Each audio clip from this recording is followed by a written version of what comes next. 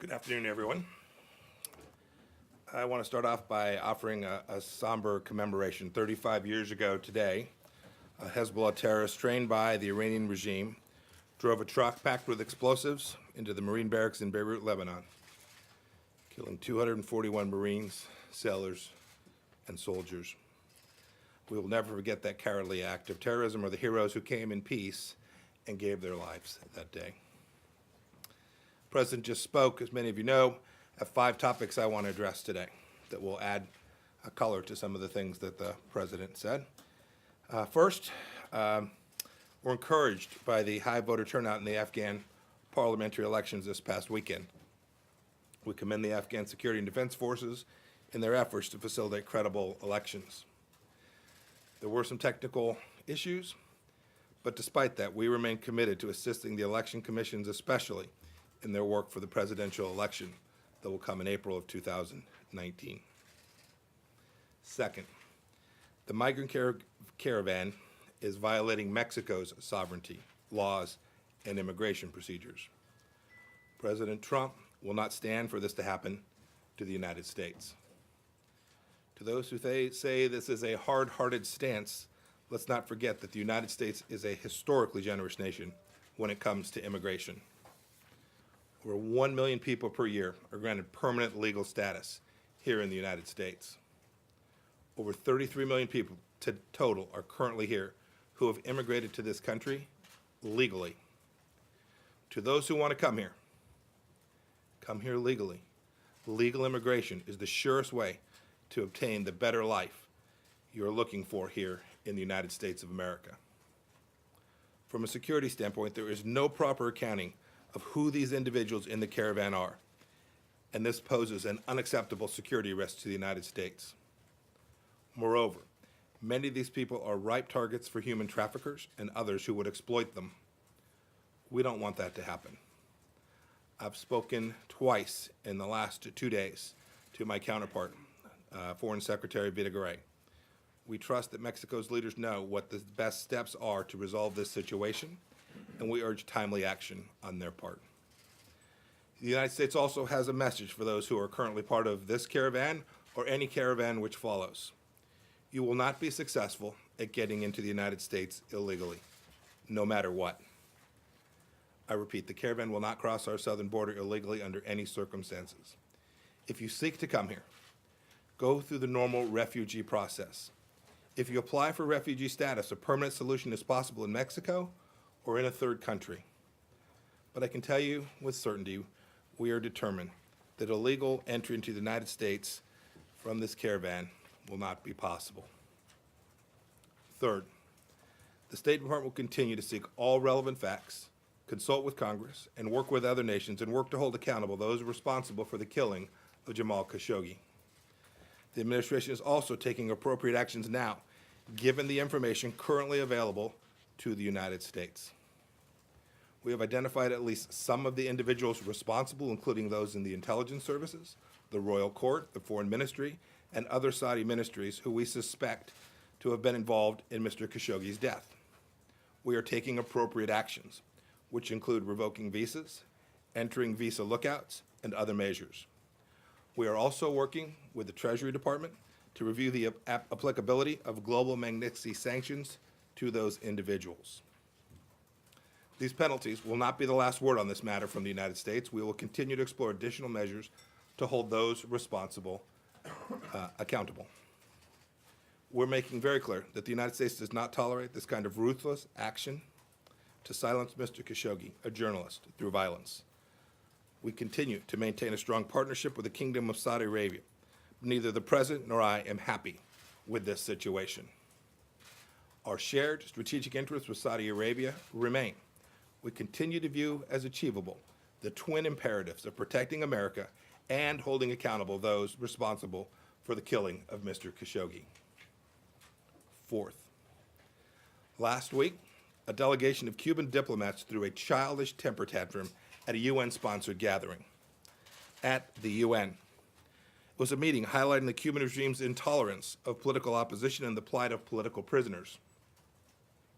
In response, I've written a letter to UN Secretary General Antonio Guterres, requesting to know what measures the UN will take to respond to these actions and make sure that they do not happen again. And finally, it's my honor to tell you that Ambassador Dan Smith will become the new director of the Foreign Service Institute, something which I intend to devote a significant piece of my time and attention to as the Secretary of State. This is a very important institution here for our Foreign Service officers. Dan will lead the State Department institution responsible for all of our team's initial training and their continued professional development. Dan shares my vision. I knew him when he was head of INR and I was in my previous role. Dan shares my vision of having the best trained and most professional diplomatic corps in the world. He is impeccably qualified for this role, and I look forward to him taking the helm at FSI. I'm now happy to take a few questions. And we just have a few minutes for questions today. We're running late for another meeting. Our apologies. Matt, we'll start with you. Thanks, Heather. Thanks, Mr. Secretary. Yes, The sir. President, as I don't know if you could add color to the President's comments, he just called the Saudi operation or the attempt to conceal the worst cover-up in the history of cover-ups. And I'm wondering, one, if you agree with that characterization, and then second, if you could be a little bit more specific about the actions that you're taking with regard to the visa revocations. How many, roughly, are we talking about people here? And then on the migrants, what would you say to people who would criticize your comments just now as being a bit disingenuous by telling them to apply for refugee status when this administration has slashed the number of refugees it will admit? I said I'd take a few questions. You just asked three. I assume everyone in the room would be very disappointed in you for having taken all the questions. So let me take the last one first. This is a nation that is historically generous with respect to accepting refugees and persons from all around the world. There is no mistaking that. It will continue to be so. And so those who want to come here legally have every means available to do that. People can also file to be refugees in other countries other than the United States of America. And so what we know is this. We're a nation built on laws. We have an obligation. The President has an obligation to protect American sovereignty and to secure our borders, to make sure that we know who's coming in and out of our country is not only appropriate, but it is a duty of the United States government. We'll continue to make sure that we execute that with great energy and vigor and professionalism. Second, I'll get you the numbers. We have them, but I want to make sure I get them to you right. I'll make sure everybody gets a chance to see the numbers. There's not a lot more that I can say about, other than to say that this is certainly not the last step that we will take, that we will continue to do our own efforts, our own fact-finding, to make sure that decisions that the United States makes are based on real facts and real data that we can confirm ourselves. We'll certainly take information that comes from other sources, the Turkish intelligence services, the Saudis.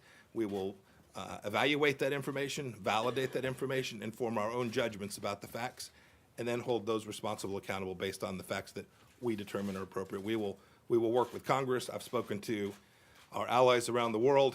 We want to make sure that everyone understands that the United States doesn't believe that the killing of Jamal Khashoggi was anything other than a horrific act. And we hope that we can work together both with Congress and our allies to hold those responsible accountable. Let's go to Nazira. Nazira is from Afghanistan. Thank you very much for that.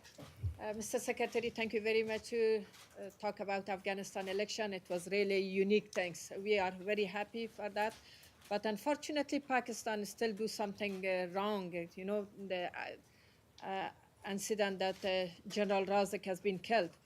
Some reports said Pakistan was behind of that action. Do you think that if Pakistan doesn't change their policy, what will be the next action of United States to Pakistan to change their policy toward Afghanistan? So I had a chance to travel and meet the new leader of Pakistan not too many weeks ago now. We'd made clear that the U.S. Policy with respect to South Central Asia has not changed, that our expectation is that Pakistan will not provide safe harbor to terrorists on their western border. We couldn't have made that message any more clear, and that Pakistan will be held to account if they don't achieve that, if they're not sincere in that effort.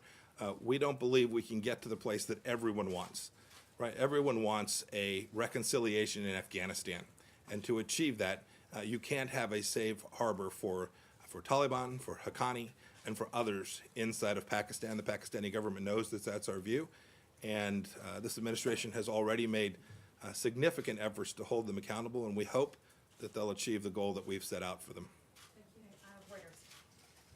Thank you very very much, Mr. Secretary. Thank you very much.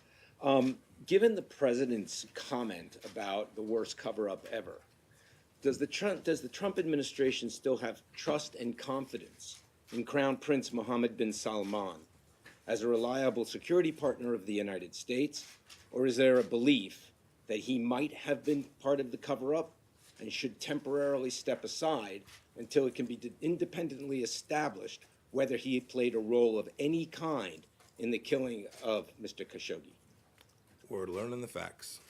And as facts unfold, as we continue to develop our understanding of the individuals that were responsible for this, who not only executed it, but led and were involved and were connected to it, the world should know that we intend to hold those individuals accountable when we develop that fact set.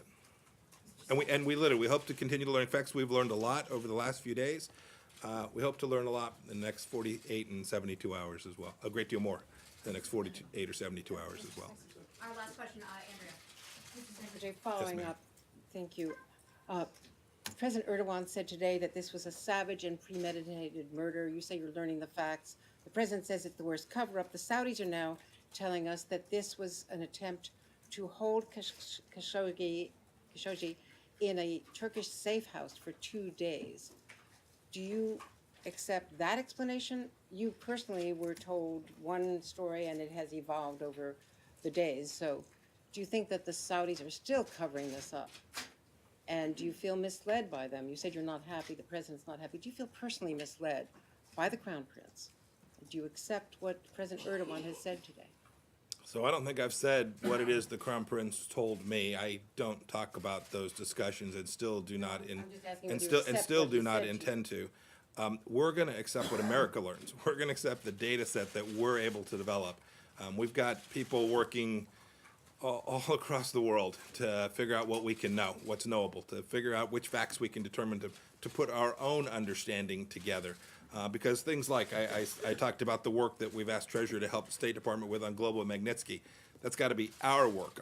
We have to develop our own data set on which we have reliable evidence in order to base such a judgment to find someone as having violated U.S. law. So it will be our work to do. We will, as always, in my former role, all source intelligence. So we'll take in all the data set, but we will validate it, we will verify it, we will learn the facts for ourselves. Has Turkey and then we'll. cooperated? Are they giving you Yeah. what you need to know? The Turks have been very cooperative with us, and the Turks have told us that the Saudis have cooperated with them as well. Has any U.S. official heard an audio tape or seen evidence from the Turks? I don't have anything more to share with you about particular data sets. As we do, I assure you, we will continue to keep you informed. As we learn, we will share those facts, and more importantly, you will see the United States hold the persons that we believe should be held accountable, hold them accountable. You can rest assured that President Trump is committed to that. I'll take one more, Heather.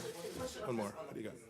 So the Senate and the House, they signed a new bill called HIFPA now too.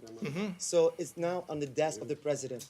Is the administration expected to sign this bill soon, or before the midterm election, or after? I don't know the timing on when the president intends to sign that. The Secretary has to go, he's late for the meeting. Thank you all. Have a good afternoon.